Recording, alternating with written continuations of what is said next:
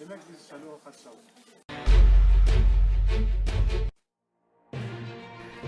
Административный суд Бишкека 27 августа удовлетворил иск партии «Кыргызстан» о признании недействительным решения Центральной комиссии по проведению выборов и референдумов об отстранении партии «Кыргызстан» от участия в парламентских выборах из-за подачи документов от ненадлежащего субъекта. Свое решение суд огласил за закрытыми дверями с участием представителей сторон. 25 августа ЦИК принял решение отстранить партию «Кыргызстан» от участия в парламентских выборах, так как документы подал неуполномоченный партия по выборам. Срок подачи документов партиями завершился 24 августа в 18:00. На основании изложенного руководства статьями 171, 175 административно-процессуальных кодексов Кыргызской Республики суд решил заявление политической партии «Кыргызстан» и к Центральной комиссии по выборам Кыргызской Республики о признании недействительным решения удовлетворить. Признать недействительным решение Центральной комиссии по выборам и проведению референдума в Кыргызской Республике за номером 04 от 25 августа 2020 года о взыскать Центральной комиссии по выборам и проведению референдума в Кыргызской Республике в пользу политической партии «Кыргызстан» уплаченную государственную пошлину в размере 700 сом. Закон вступает в силу с момента как оглашения? Решение вступает в законную силу с момента его вынесения и может быть обжаловано в кассационном порядке в Верховный суд. Вы счастливы? Мы считаем, что сегодня судом вынесено справедливое решение. Это говорит о том, что наша страна является правовым государством, где уважаются права и свободы всех, в том числе предоставляются равные возможности для всех политических партий. Я думаю, что все предвыборные процессы и, так сказать, должны решаться на выборах путем голосования. Это единственное правильное решение. И поэтому мы благодарим суд за то, что они вынесли законное и справедливое решение, которое соответствует Конституции Кыргызской Республики и восстанавливает наши конституционные права. Кыргызстанда айтпосту?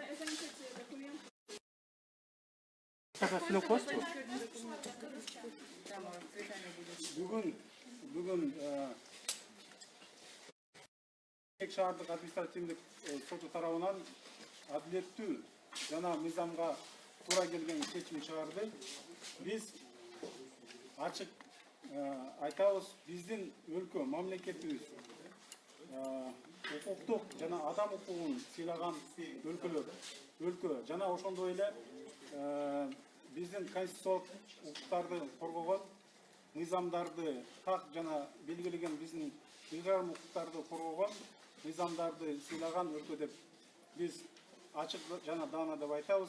Ошону менен бирге биздин бардык мүмкүнчүлүктөр, атаандаштыктар жана жогорку кеңешке келүү жолдору шайлоо жолу менен аныкталыш керек. Кыргыз Республикасынын конституциясынын талаптарына ылайык бийликтин негизги булагы бул эл деп көрсөтүлгөн. Эл ошол бийликтин бир бултагы кеңешти шайлоо жолу менен гана, тандоо жолу менен гана жогорку кеңешке камсыз кылыш керек. Бул мыйзамдын талаптарына ылайык. Ошондуктан биз бүгүнкү күнү аталган чечимге жалпы массалык маалымат каражаттарды, бизди колдоп аткан жарандарды бардыгына ыраазычылык билдиребиз. Бүгүн биздин укуктар толугу менен орундалды жана Кудай буйрса биз шайлоого катышып, Кудай буйрса элибиз үчүн, мамлекеттин келечеги үчүн кызмат кылабыз. Что бы хотели, что вы можете сказать еще своим партиям конкурентам? Я бы хотел сказать, что мы должны научиться уважать права друг друга, не ущемлять их. Все выборные процессы должны проходить в рамках закона. И единственное право выбора представляется нашим избирателям. И наши избиратели должны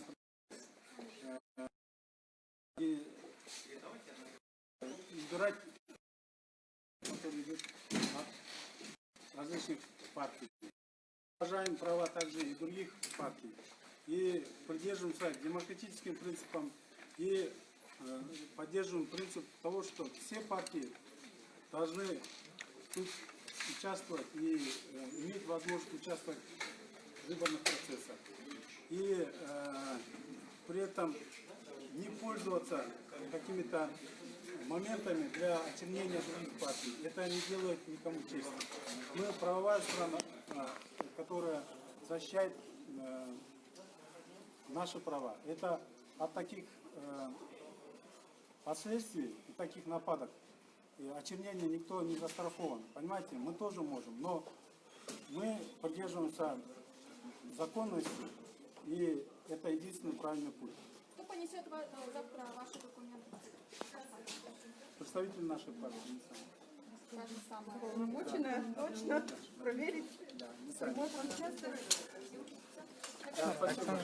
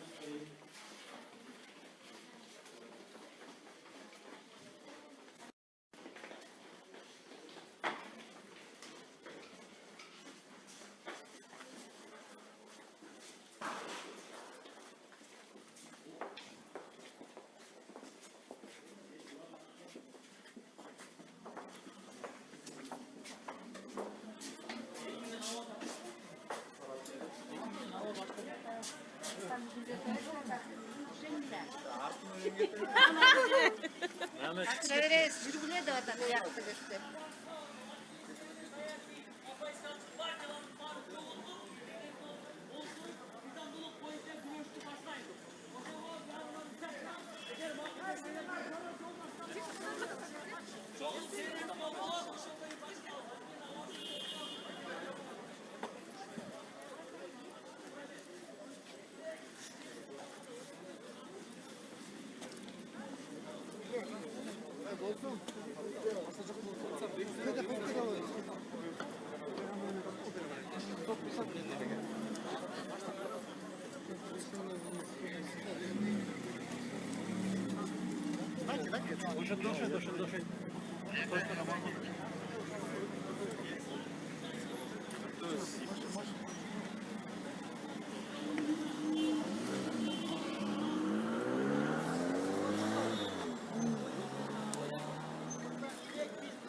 Эгер уруксат берсе, бул адамдар болбош ал жанагы чогултуу оюн алалы, биз чогулталы, андан тышкары биз качан кандай башталат, биз жарыя жазалы.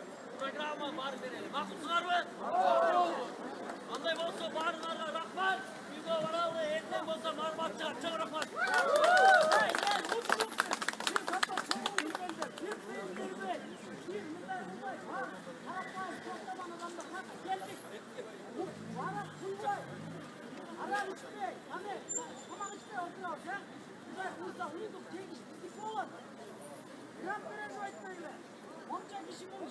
Mıydan tarafta olur, mıydan tarafta. Dostlar,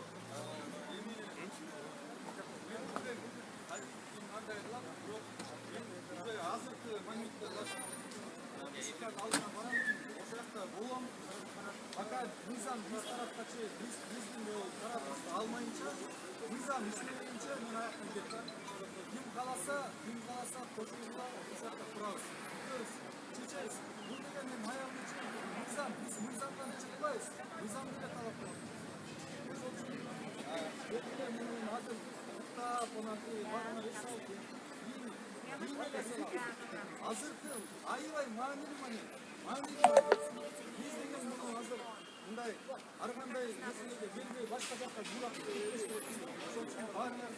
чакрам белгилеп эшиктин алдында турабыз. Провокация кылбай, эч ким жазабай, коркпош керекпиз. Мыйзам биз тарапта ошол үчүн тиякта барабыз. Ким кааласа ошол жакка турабыз. Ким колдоп атса келип мындай ысык чайдан эмелерин алып келип мындай биз срочный митингде турабыз. Болду. Чечиш керек бул маселени раз и навсегда. Олигархтардың партиясынан башкалар, олигархтың системасына каршылар, барар билик иштеп соның катары азыркы правленияга каршылар, башкалар билик Биз кайра расмий айтып коебуз. Мыйзамсыз эч нерсеге чакырган жок. Баары мыйзамдын чегинде болушу керек. Ошол үчүн мөөнөтсүз митингге ошол БШКнын алдына чакырам баарыңарды келгиле өзүбүздүн мыйзамдуулук үчүн бекем туруп берели. Эч жакка качпайбыз, эч кимден коркпойбуз, турабыз. Пока мыйзам иштемейинче биз өзүбүздүн позициябызды кетирбейбиз. Турабыз аягына чейин. Биз каршыбыз. Мыйзам айтып атат, аякта мына кагазда жазылып турат, ошол тамгалар менен жазылып турат. Эгерде уполномоченный представитель документтерди алып кел десе, анда бул катталбайт. Булар алып келген жок. Буларда жана подтверждающий документ жок. Ошондуктан азыркы чечим кабыл алганы бул биз менин оюмча мындай туура эмес болуп калды да. Бул мыйзамдын бузуу. Колдонуу бузуу. Талант Мамытханов кетсин! Балзор! Чимкирик! Прямо азыр жөө эле барабыз, эч жакка эметпейбиз. Ошо БШКнын алдында турабыз. БШКнын чечими туура жана мыйзамдуу болду. БШКнын туура болду, эң туура болду. Жалгыз гана мыйзамдуу ошол чечим болду. кадрлар бар. Сот чыгарганы менин оюмча бул элге каршы болду, мыйзамдуулукка каршы болду. Ошол үчүн биз аягына чейин мыйзамдуулук үчүн аягына чейин туруш керекпиз. Эгерде азыр бир жакка кетебиз, анан эртең чечебиз десек, андай болбойт. Муну чечиш керек. Биз аягына чейин турабыз. Бул деген жөн эле биякта бүт мыйзам жазылып турат. Мыйзамдуулукту эле талап кылабыз. Канча эгерде мындай үнүбүз угулат, угулганга чейин турабыз.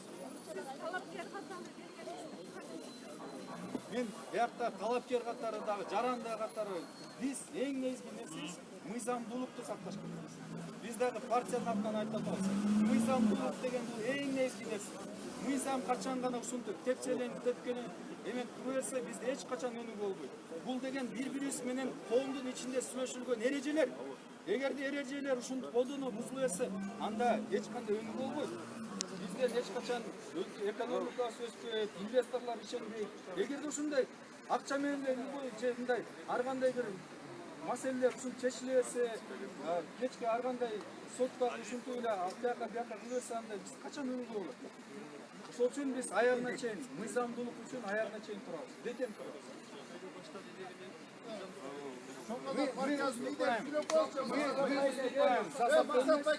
Сегодняшнее решение этого суда незаконно, оно противоречит основному конституционному закону, потому что в конституционном законе написано, если официально уполномоченное лицо партии, представитель, не приносит документы, то ЦИК не имеет основания принимать эти документы. И эта партия не может быть зарегистрирована на выборах. Партия Кыргызстан не должна быть зарегистрирована на выборах, поэтому она не может участвовать в выборах. Элдин кызыкчылыгы, саясаттуулардын кызыкчылыгы дагы бир сыйра соттун чечими көрсөтүп атат. Биздин Кыргызстанда байлык, мансап эң негизги күч экен. Адамдардын деген мыйзамдын талабы азыр мындай чечим кайра чыкты, баарыбыз көрдүк ошону. Бул чечимде эми баары деген кандай кабыл алат эч ким билбейт, бирок сот дагы бир сыйра элге көрсөттү. Ким тарабынан бүгүн кайра сот элди деген жылды берди акчанын алдына. Дагы бир ирет биз деген көрдүк. Биздин Кыргызстанда адилеттүүлүк деген акчага байланыштуу болот экен. Эми ушуну деген эл кандай кабыл алат биз билбейбиз. Бирок биз деген муну менен эч качан макул болбош керек. Биздин деген мамлекетте элдин арасында акча деген мансап болбош керек да. Акча баарын чечпеш керек. Адилеттүүлүк, чындык болуш керек. Эң негизгиси. мыйзам да ошону деген талап кылат. Элге да ошол эле керек. Мыйзамдуулук менен адилеттүүлүк. Бирок сот адилеттүүлүк деген өзүнчө көрөт экен. Мынакей БШКнын чыгарган чечими сот бүгүн деген жокко чыгарышат. Ошол деген маселени баарыбыз талкуулайбыз кеңири. Кандай болду? Эгер Борборлук шайлоо комиссиясынын бир кишинин чечими болгон эмес. Комиссия чечкен чечимди бир сот деп тээп коюшту. Бир эле сот. Ошончо эми ошол деген БШКда отурган жанагы комиссиянын деген өкүлдөрү ушуну эми кантип кабыл алат? Азыр эми биз баарыбыз күтүп отурабыз. Борборлук шайлоо комиссиясы өзүнүн укугун, өзүнүн чыгарган чечимин кантип коргой алат? Ошону эми көрөбүз азыр. Өзүнүн чыгарган чечимин мынакей бул сотто коргой албай коюшту. Эл келип туруп бердик, ошого карабай да коргой албай коюшту. Бирок азыр көрөбүз. Дагы кандай булар деген өздөрүбүз деген укугун коргойт. Жөнөкөй элдик эмес, өзүнүн чыгарган чечимин булар деген соттон далилделбей коргой албай коюшту. Анда жөнөкөй элдер кандай болот? Партиялар кандай болот? Мына биздин Кыргызстандагы адилеттүүлүгүнүн азыркы абалы ушундай. Бүт акча болуп калган. Бүт деген мансап болуп калган. Олигархтар утура Биз деген ушундай Кыргызстанды каалайбыз. Биздин деген жашап аткан өмүрүбүздүн максаты ошол болуп калып атабы. А бизге чындык менен акыйкаттыкты ким алып келип берет анда? Ушул маселелердин баардыгын эми биз деген бийликке жөнөтөбүз. Бийлик деген ошого жооп берсин. Чоң азат элдик кыймыл төрагасы сөз бүгүн Азыр барып сурашыбыз керек талардан.